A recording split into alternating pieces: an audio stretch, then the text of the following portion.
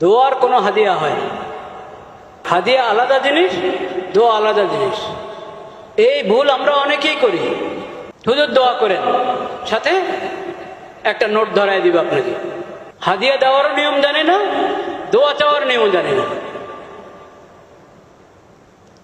হাদিয়া দেওয়ার নিয়মও জানে না, দোয়া চাওয়ার নিয়মও জানে না। দোয়া চাওয়ার নিয়ম কি? এক নম্বর তো আমি নিজে দোয়া করব, নিজের জন্য নিজে দোয়া করব, নিজের পরিবারের জন্য, সন্তানের জন্য আল্লাহর কাছে নিজে হাত উঠাবো, কান্না করব, দোয়া করব। এক নম্বরে নিজের দোয়া, এবং দোয়া অনুযায়ী নিজের জিন্দেগি পরিচালনা। মুসিবতে পড়লাম, হাত উঠায় দোয়া করলাম, কিন্তু আল্লাহর বিধান মানি না। আল্লাহ তো দোয়ার বিধান দেওয়ার সময় বলেছেন, ওয়াইদা সাআলাকা ইবাদি আন্নী ফাইন্নী করিব উজিবু দাওয়াতাদ দাঈ ইযা দাআন ফালিয়াস্তাজিবু লি ওয়ালিয়ুমিনু বি লাআল্লাহুম ইয়ারশুদুন।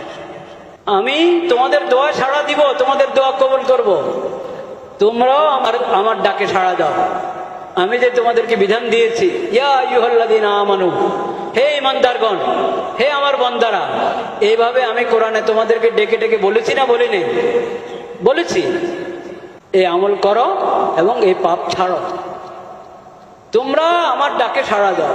আমরাই খালি আল্লাহকে দোয়া করব আর আল্লাহ আমাদের দোয়া শুনতে থাকবেন। আল্লাহর ডাকে আমাদের সাড়া দিতে হবে না, নাউজুবিল্লাহ। এই একতরফা কারবার চলে না।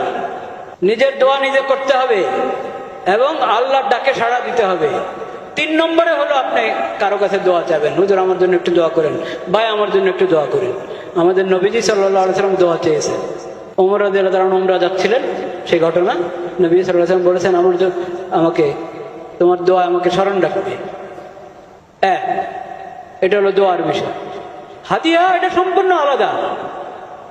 হাদিয়া দিবেন,